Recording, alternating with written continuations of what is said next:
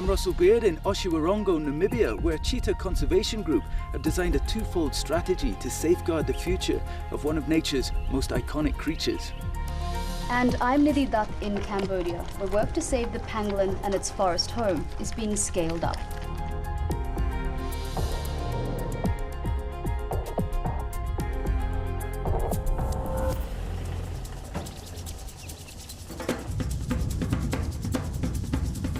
Over the last 100 years, the global population of cheetahs has dropped by over 90%. Experts think that leaves only about 10,000 left in the wild. Once a common animal found on 5 continents, their range has dwindled to just a few isolated pockets. Years of human population growth has resulted in habitat loss, a shrinking prey base, and increased poaching from livestock farmers who see these highly specialized predators as pests.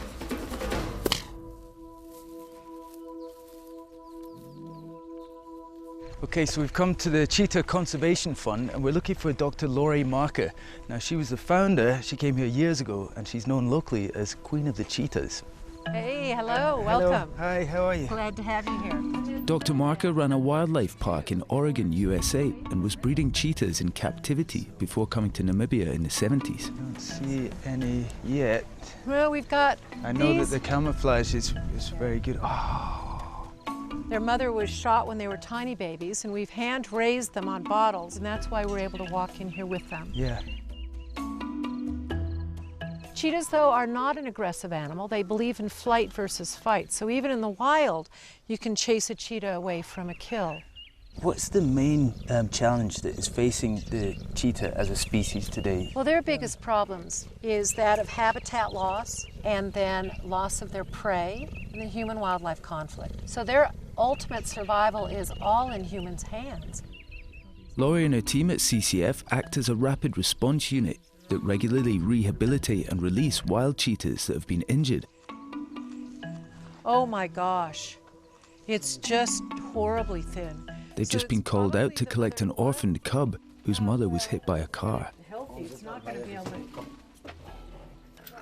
This size cat's not the size that you can end up putting back out into the wild. In order to get him healthy, he's going to have a lot of attention, and that makes them too habituated.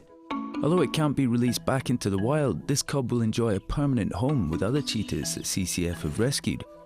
But it's no holiday camp. CCF have devised an ingenious exercise routine to keep them on their toes. So by doing a cheetah run, we can not only keep them fit, but we can also stimulate them and enrich their lives mentally as well. And it's all controlled through this magical box here. Speed is it's quite sensitive. Yeah. Like an African PlayStation. Forward, reverse, and then the speed. Part sanctuary, part safari park, visitors paid top dollar to see the cheetahs up close. These are a group of 4 cats. They're 2 brothers and 2 sisters, all from the same litter. Their mother was shot and we raised them from the age of 3 weeks old.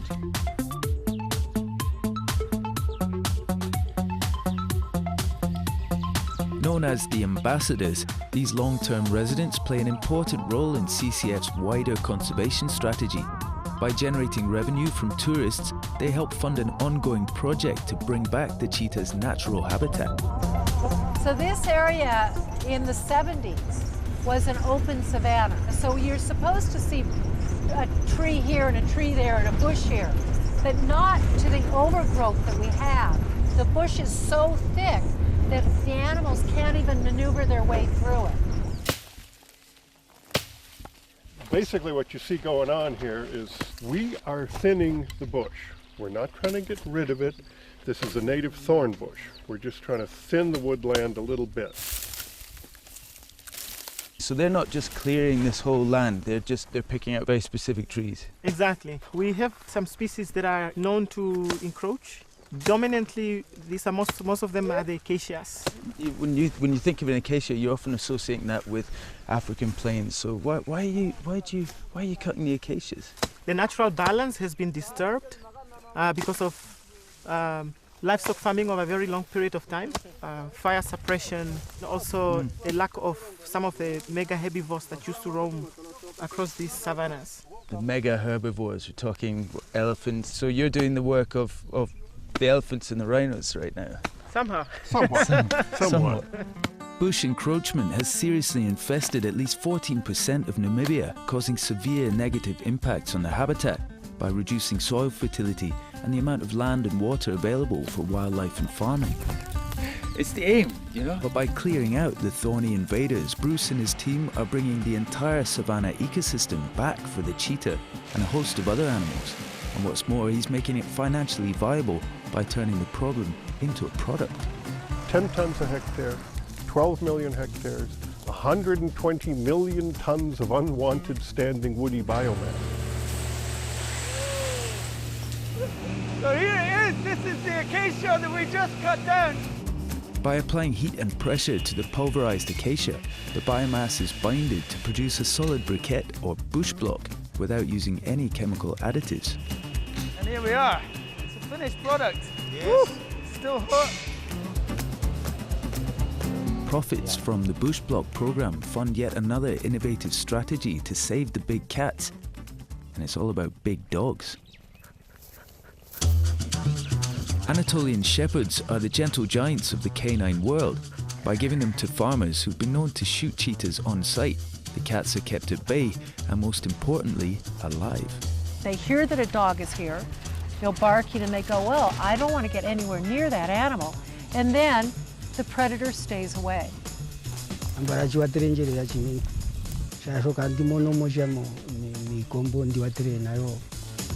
The final piece of the CCF puzzle is back at the lab. There's a board right here, and they're putting this in, they're going to squeeze the cheetah to here, and then we're going to inject it with anesthesia, and then it will go to sleep. Okay.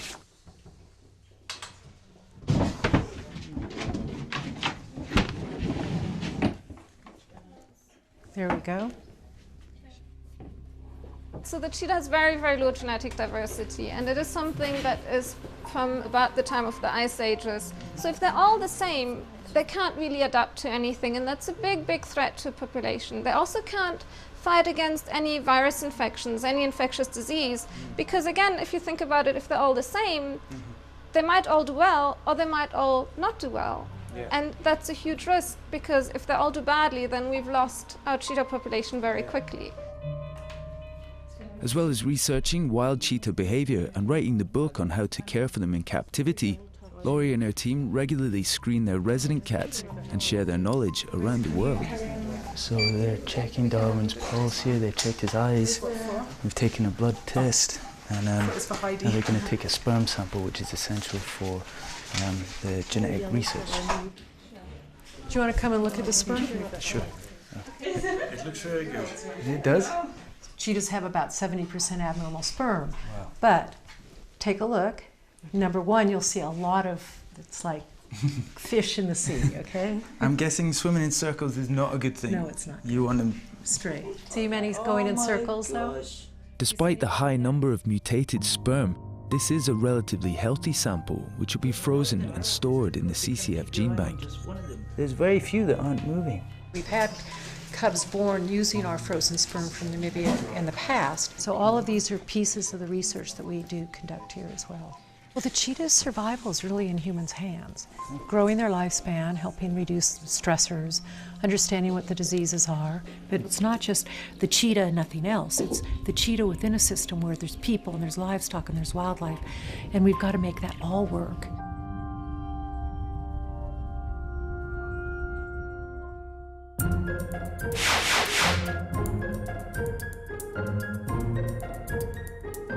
Humans have used wind power since our early history, but designs continue to evolve.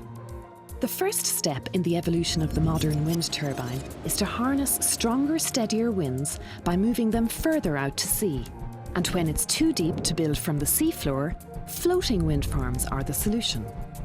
Trials of giant turbines sitting on top of huge submerged buoys tethered to the seafloor are already underway. And there are proposals for various ways of building floating platforms to carry many turbines, sending power back to land by submerged cables. But to see the far future of wind power, we may need to set our sights higher. A variety of designs aim to harvest high-altitude winds while their tethers carry the wind's energy back to Earth.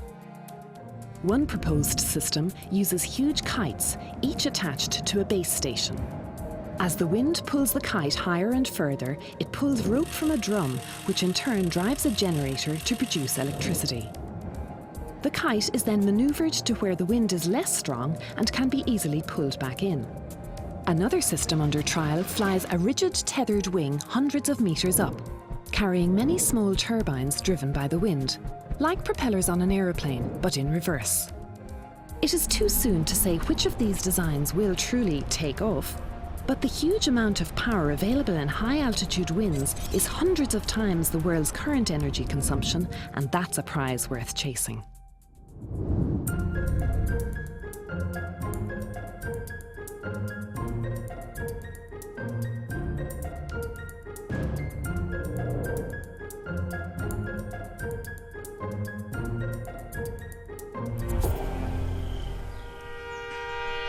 The world's only truly scaly mammal, the pangolin, is under threat. Growing demand for its meat and scales in Southeast Asia has made the pangolin a prime target of the illegal wildlife trade. The cardamom mountains that it calls home are also at risk from logging and other forms of deforestation. I'm Nidhi Dutt in Cambodia, finding out why this small mammal has become the secret ambassador of one of Southeast Asia's last remaining pockets of wilderness.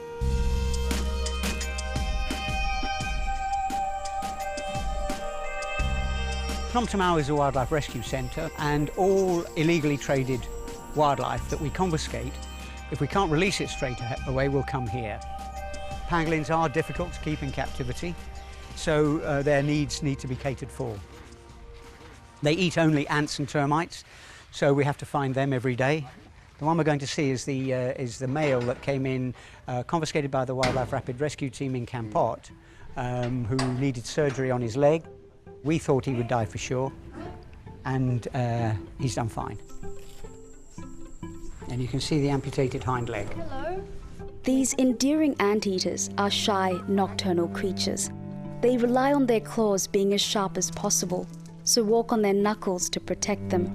When faced with a predatory attack, pangolins snap into a ball, making the most of their hard scales for protection. So that stump, that's the result of a snare.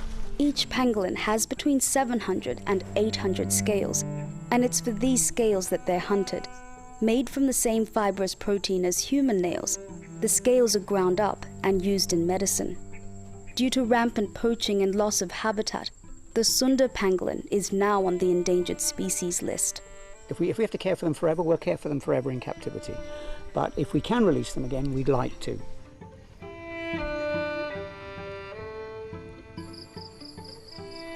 One of the best ways to start looking at the various issues of conservation and protection in the Cardamom Mountains is to start with the people who are really in charge of protecting it.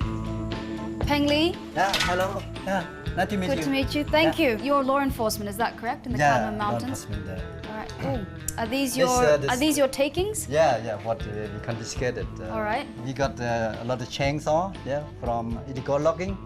This gun is local made. Pieces of wood bolted together and some metal. Here. This is just a nail. A nail, and beside that we have AK-47. Okay, that's found higher powered. Yeah, power. Can kill the people. That is the pile of pangolins over there. More than 10,000. What have you done to get this? Our ranger, CCP ranger, went to patrol and found it and get it. Twice a month, Peng Li heads up a team of rangers to patrol the forest, protecting its animals and habitat. This is our range station, and Toby. Conservation specialist Toby Easto is fine-tuning forest patrols across Cambodia. What's going on? We're getting ready for patrol. All right. And I hear that you're coming along with us today. I would like to. That's great. Do I get a job? Yeah, we've got a GPS here, so it shows the village areas and the forest areas. Right. And also make sure the rangers don't get lost. All right, I'll be the tagger today then. But it's also got the zones on it, so it's got the village zone and the forest zone. So if we're in the forest, then they can do the law enforcement. In the village, they can't.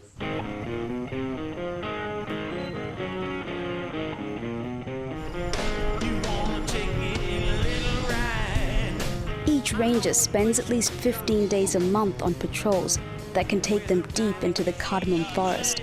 These heavy-duty rangers, including some military police, are armed with the full force of the law, and they mean business. We've actually got a track that seems that might hold some interest for the rangers. I've seen that there's a few branches down and someone's gone off the track and into the forest. That's a very discreet... Yeah, it's very hard to pick up. So he's seen the first sign, he's looking for a first snare. Anything that the rangers see, a little cut off into the forest, they'll check. This is a fence that the poachers have put? The poachers put there, they set up. Right, okay. They walk here, and the leg hit it, and then touch it, and it worked like that. It's trapped your fingers? Yeah, the finger, and hang up with the animal. When you found one snare, you may found at least 20, 30, up to 100 snare. What's the bigger picture here in terms of conservation and protection? Well, it's 1 million hectares of forest that's hardly been looked at. You know, there's new species to science still being found here. And we don't know, we haven't got time to do research because we're busy protecting it at the moment. If we can protect it properly, then we can start to do research and see what's up there. The kind of flagship species that we talk about a lot to try and assist funding these ranges, so the Asian elephant and also the Siamese crocodile, which is critically endangered. And it's kind of like a secret ambassador to the pangolin. There's a huge trade for it here, and that's part of what we're trying to protect.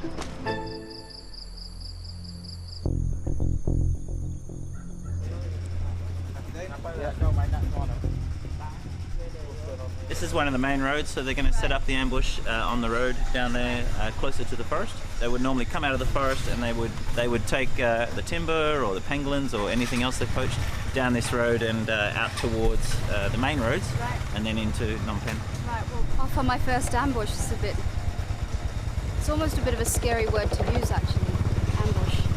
But, see ya.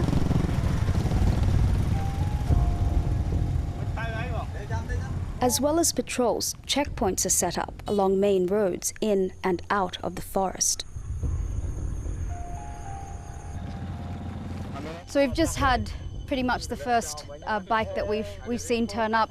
They've tried to make a run for it and drop something up the back. This is what they've dropped, and we're just about to open up the bag. Remember your arrest procedures. Get the guy sitting down, please.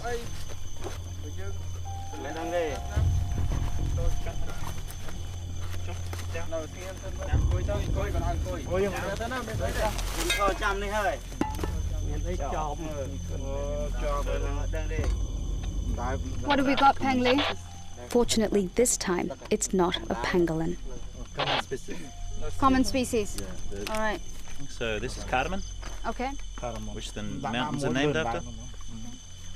Under the forestry law, they shouldn't have any wildlife, so they'll sign this contract, and if they catch them again, then they arrest them. Why would they have collected a tortoise? They collect the tortoise for food. For food? Yeah.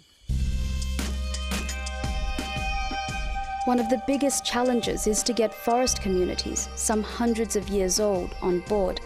The best way to broker long-term solutions in these remote areas is to negotiate agreements directly with villagers about what they need to build sustainable lives and what they can give to protect the forest around them. So far, these community agreements have financed agricultural equipment and education programs. This machine can help them to plant more crops. Yeah, that's what and keep business here and not there. Not there.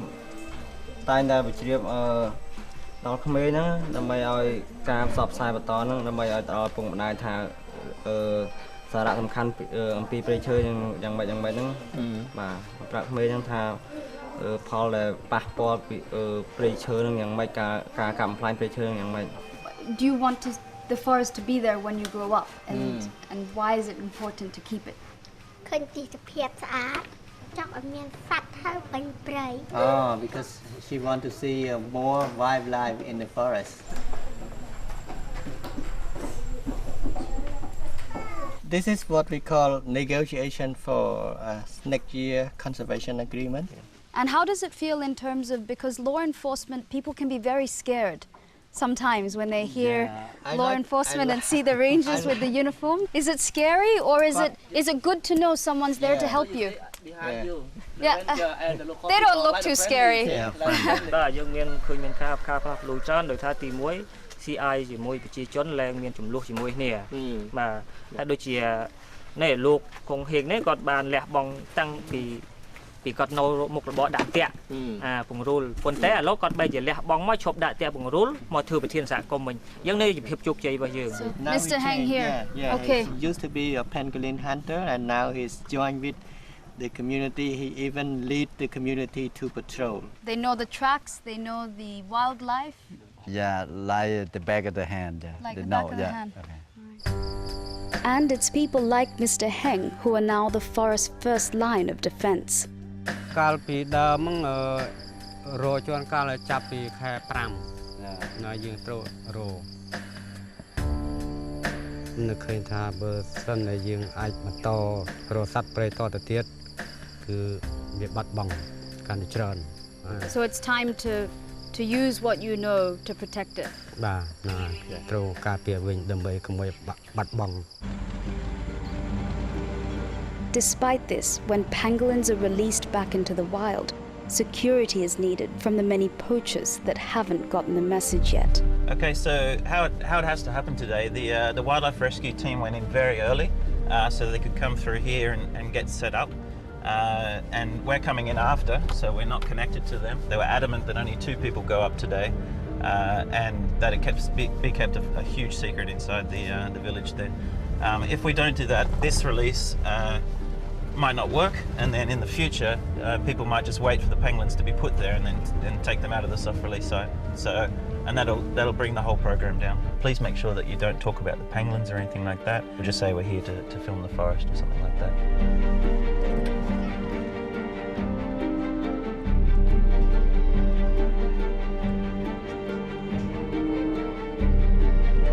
Hello, yeah, I'm Toby.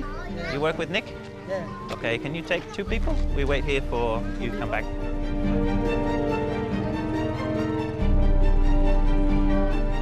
We travelled hours deep into the forest to a site where pangolins rescued from the illegal trade acclimatized to their new habitat before being set free.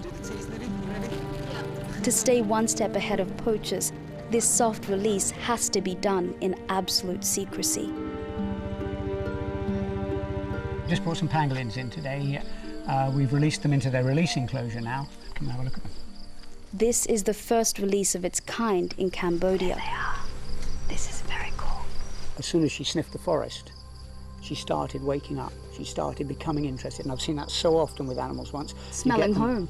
Yeah, they know the smell of the forest. They know where they want to be.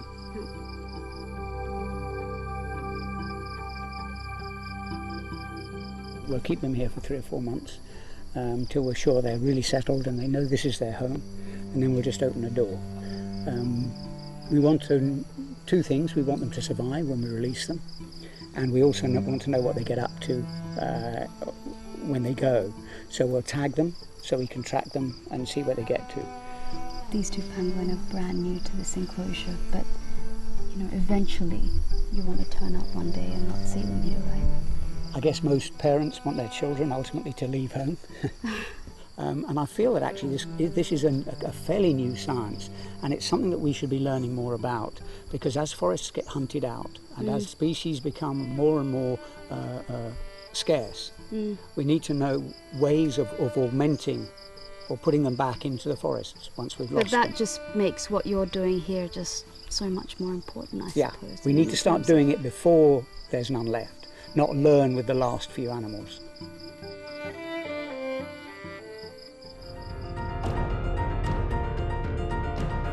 And they put the value in the forest that most of us white guys don't understand. We brought ranchers in here who couldn't stand Indians, who left here in tears and said they would never ever say one word against an Indian again.